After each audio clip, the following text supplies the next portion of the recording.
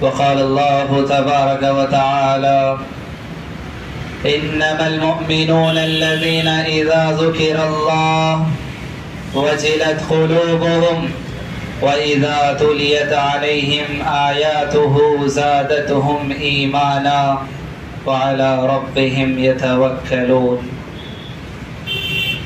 عن أنس رضي الله عنه قال قال رسول الله صلى الله عليه وسلم ثلاث من كن فيه وجد بهن حلاوة الإيمان أن يكون الله ورسوله أحب إليه مما سواهما وأن يحب المرء لا يحبه إلا لله وأن يكره أن يعود في الكفر بعد أن أنقذه الله منه كما يكره أن يقذف في النار. متفق علیہ. ہر قسم کی تعریف و توصیف، کبریائی، بڑائی، عزت و بزرگی، شان و شوکت، عظمت، حمد و ثنا اللہ رب العالمین خالق کائنات مالک ارض و سماوات کے لیے لائق و زیبا ہے. درود و سلام ہو رب العالمین کے تمام پیغمبروں پر، نبیوں پر، رسولوں پر، میرے اور آپ کے آخری نبی جناب محمد الرسول اللہ صلی اللہ علیہ وسلم پر. محترم حاضرین، اللہ تبارک و تعالی نے ہم تمام کو ایمان کی دولت سے نوازا، اسلام کی دولت سے نوازا، اللہ اور اس کے رسول کا نام لیوا بنا کر پیدا فرمایا. اللہ تبارک و تعالی نے ہمیں یہ توفیق عطا فرمائی کہ ہم اس کا اور اس کے رسول کا کلمہ پڑھنے والے ہیں. محترم حاضرین، اللہ تبارک و تعالی نے ایمان کی شکل میں جو دولت ہمیں عطا فرمائی ہے، یقیناً دنیا کی کسی نعمت کا یا کسی دولت کا اس سے مقابلہ نہیں ہے. اللہ تبارک و تعالیٰ نے بن مانگے بہت بڑی دولت اللہ تبارک و تعالیٰ نے ہمیں عطا فرما دی. ایمان اللہ تبارک و تعالیٰ کی وہ دولت ہے، وہ نعمت ہے کہ جس کا ذکر اللہ تبارک و تعالیٰ نے یہ بات کہہ کر فرمایا کہ ہم نے تم پر احسان کی. یہ ایمان، یہ اسلام کی دولت دے کر ہم نے تم پر احسان کیا. یہ احسان ہے یقیناً اللہ تبارک و تعالیٰ کے اللہ تبارک و تعالیٰ نے ہمیں اسلام اور ایمان کی دولت نصیب فرمائی. محترم حاضرین، معاملہ یہ ہوتا ہے کہ یہ جو ایمان ہے، ہم اپنے آپ میں یہ غور کرتے ہیں، یہ دیکھتے ہیں، یہ محسوس کرتے ہیں کہ کبھی ایمان میں اضافہ ہو جاتا ہے، کبھی ایمان میں کمزوری پیدا ہو جاتی، کبھی ایمان میں کمی پیدا ہوتی، کبھی ایمان مضبوط ہوتا ہے تو کبھی ایمان کمزور ہوتا ہے، کبھی ایمان زیادہ ہوتا ہے تو کبھی کم ہوتا ہے. اور یہ بات یاد رکھیں، ایمان کے سلسلے میں علماء نے یہ بات بتائی ہے، الایمان یزید و ینقص، ایمان بڑھتا بھی ہے اور گھٹتا بھی ہے. یزید بالطاعہ، اللہ اور اس کے رسول کی اطاعت و فرمانبرداری کرنے سے ایمان بڑھتا ہے، ایمان میں اضافہ ہوتا ہے. اور اسی طرح سے فرمایا جب اللہ اور اس کے رسول کی اطاعت اور فرمانبرداری کرنے سے ایمان بڑھتا ہے تو پھر اسی طرح سے وَيَنْقُصُ بِالْمَعَاصِي، گناہوں کی وجہ سے ایمان گھٹتا بھی ہے.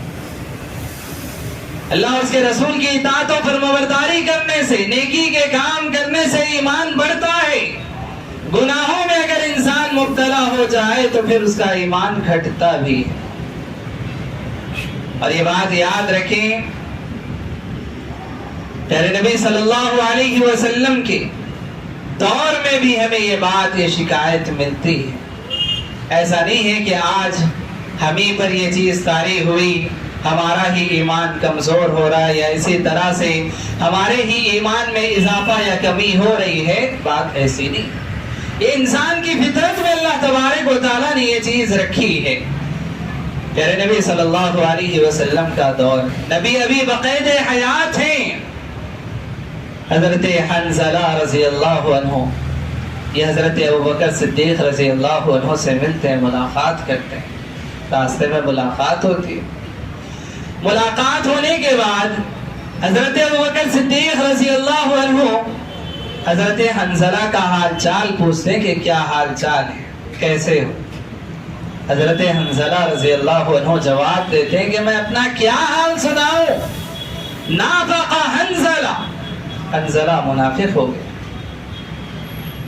حنظلہ منافق ہو گیا۔ اللہ اکبر، صحابی اپنے آپ کے سلسلے میں خود حنظلہ رضی اللہ عنہ جو خود ہے وہ صحابی، خود اپنے بارے میں حضرت ابوبکر سے کہتے ہیں نافق حنظلہ، حنظلہ منافق ہو گیا۔ حضرت ابوبکر صدیق رضی اللہ عنہ حضرت حنظلہ رضی اللہ عنہ سے کہتے ہیں کہ ایسی بات کیوں کہہ رہے ہو؟ آخر کیا ہو گیا؟ کیا معاملہ پیش آ گیا؟ کیا بات ہو گئی؟ تم ایسی بات کیوں کر رہے ہو؟ ایسی بات اپنی زبان سے کیوں کہہ رہے ہو کہ تم منافق ہو گئے؟ حضرت حنظلہ رضی اللہ عنہ نے کہا اے ابو بکر، جب ہم اللہ کے رسول کی مجلسوں میں ہوتے ہیں، جنت و جہنم کی بات ہوتی ہے، ایمان کی بات ہوتی ہے، اسلام کی بات ہوتی ہے، دلوں میں ایمان تازہ ہو جاتا ہے، جنت و جہنم کا ذکر کیا جاتا ہے، ایسا معلوم ہوتا ہے کہ ہماری آنکھوں کے سامنے یہ جنت ہماری آنکھوں کے سامنے، یہ جہنم ہماری آنکھوں کے سامنے، ایسا محسوس ہوتا ہے۔ پھر ہم نبی کی مجلسوں سے نکل جاتے ہیں، اپنے اہل و عیال کی طرف چلے جاتے ہیں، گھر والوں کی طرف رخ کر لیتے ہیں، بیوی بچوں میں ایسے مست مگن ہو جاتے ہیں کہ پھر ایمان کی وہ کیفیت جو نبی کی مجلس میں تھی، ایمان کی وہ کیفیت باقی نہیں رہتی۔ نبی کی مجلس میں ایمان کی جو پختگی تھی، ایمان جو مضبوط ہو چکا تھا، ویسا ایمان پھر ہمارے اپنے گھروں میں باقی نہیں رہتا۔ حضرت ابوبکر صدیق رضی اللہ عنہ نے سنا تو کہا بات اگر ایسی ہے تو پھر ہمارا بھی تو یہی حال ہے، ہمارا بھی یہی حال ہے کہ نبی کی مجلس میں ہوتے ہیں، ایمان تازہ ہو جاتا ہے، جنت و جہنم سامنے معلوم ہوتے ہیں، لیکن نبی کی مجلسوں سے نکلتے ہیں تو پھر تھوڑا سا اس میں فرق پڑ جاتا ہے۔ حضرت ابوبکر صدیق رضی اللہ عنہ نے کہا کہ جب میرا تمہارا سب کا معاملہ یہی ہے تو پھر چلو نبی کے پاس۔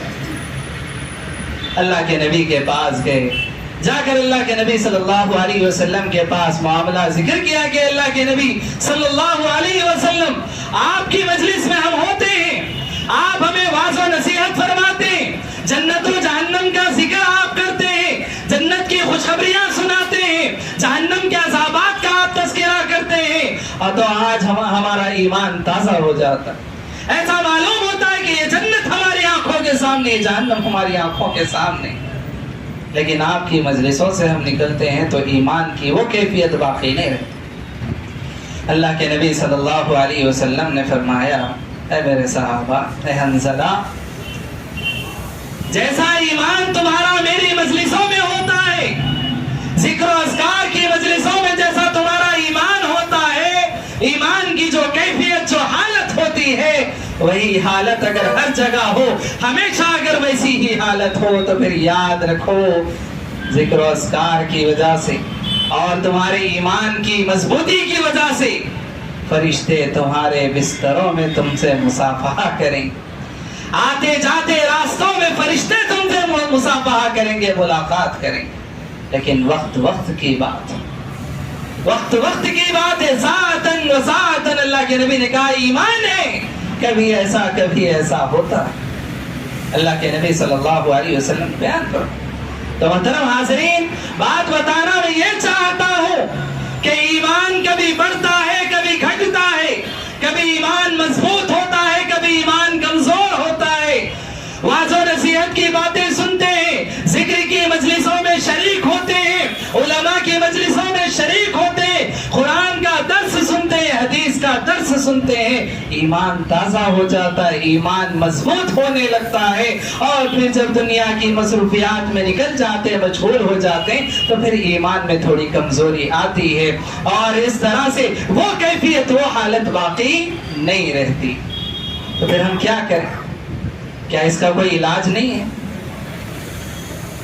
سوال یہ پیدا ہوتا ہے کہ اگر ایسی حالت ہے تو پھر کیا اس کا کوئی علاج نہیں ہے؟ علاج ہے، یقیناً اس کا علاج ہے۔ اللہ کے نبی صلی اللہ علیہ وسلم نے بہت سارے ایسے اعمال بتائے ہیں کہ ان اعمال کو اگر ہم انجام دیں تو پھر ہمارا ایمان تازہ رہتا ہے، ایمان مضبوط ہونے لگتا ہے، اور اس طرح سے ایمان کو تقویت ملتی ہے۔ اللہ کے نبی صلی اللہ علیہ وسلم نے ایک حدیث میں یہ بات بیان فرمائی، ثلاث من کن فیہ۔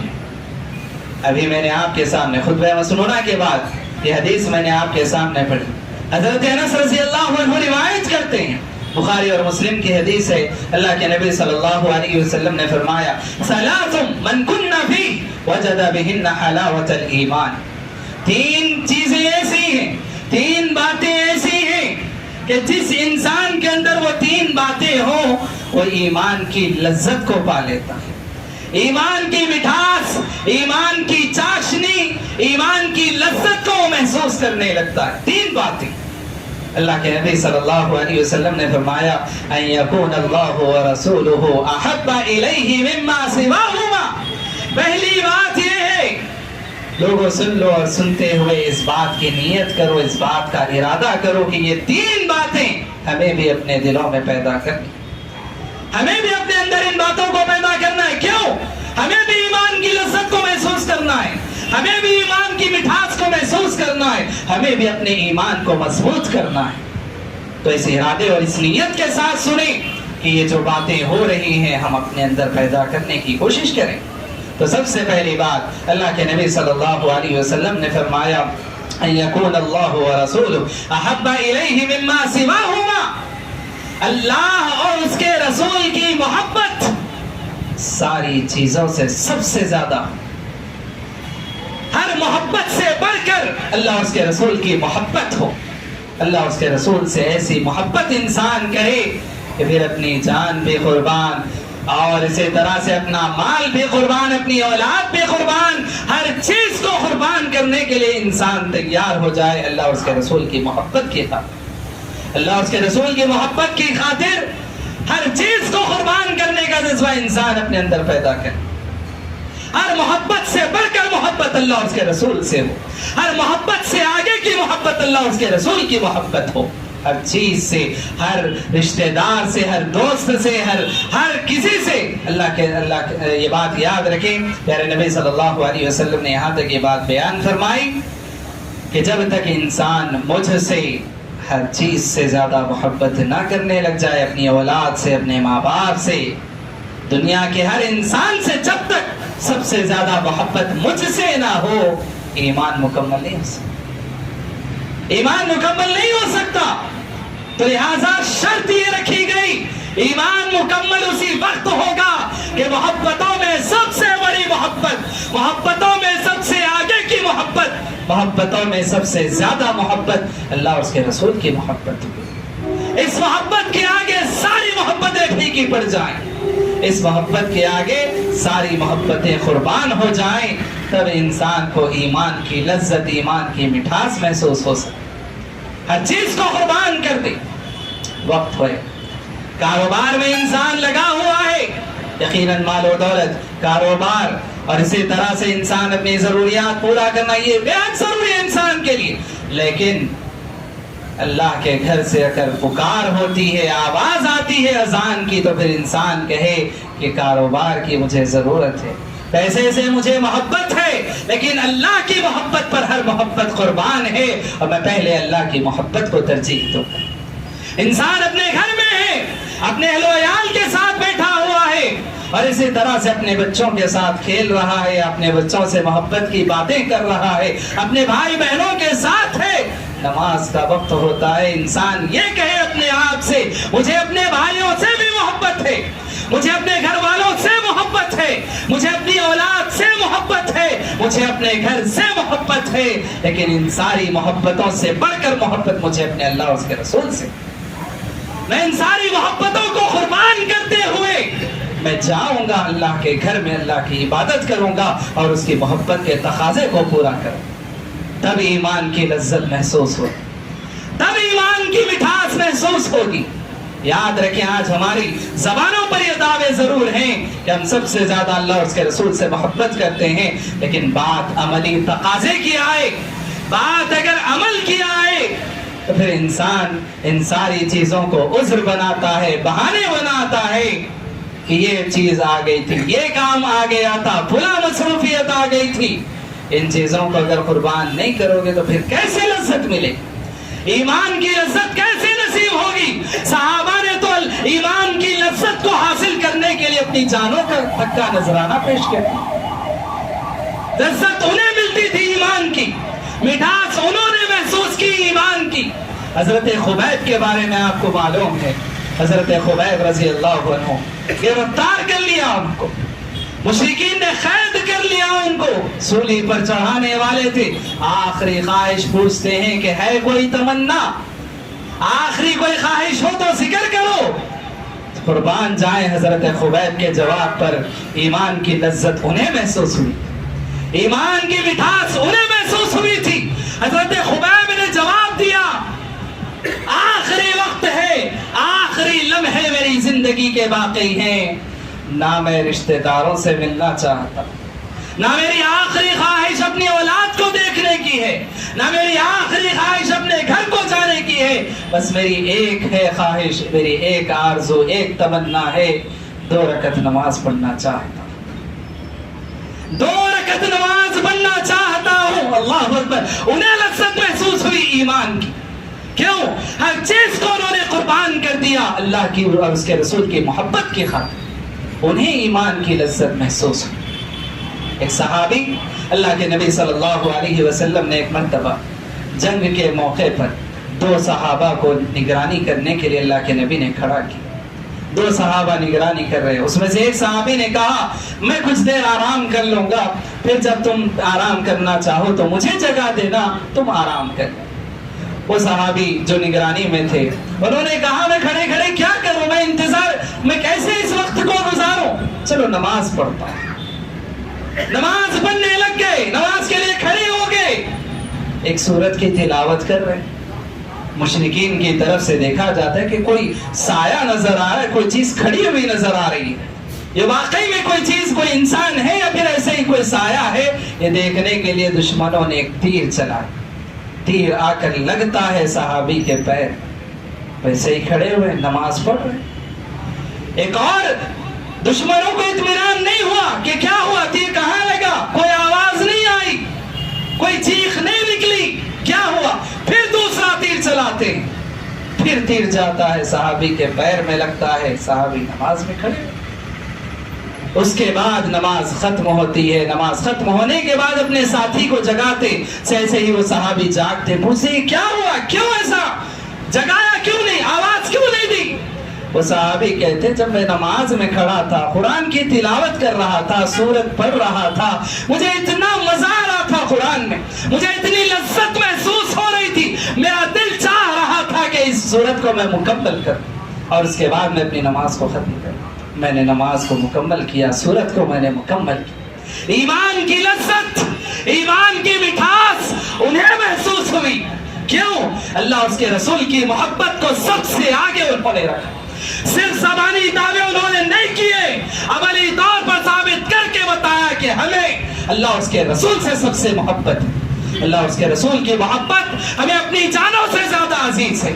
اللہ اور اس کے رسول کی محبت ہمیں اپنی اولاد سے زیادہ عزیز ہے. اللہ اور اس کے رسول کی محبت ہمیں اپنے کاروبار سے زیادہ عزیز ہے. اللہ اور اس کے رسول کی محبت ہمیں اپنے گھروں سے زیادہ عزیز ہے. اور اسی طرح سے دنیا کی ہر مصروفیت سے زیادہ اللہ اور اس کے رسول کی محبت ہمیں عزیز ہے.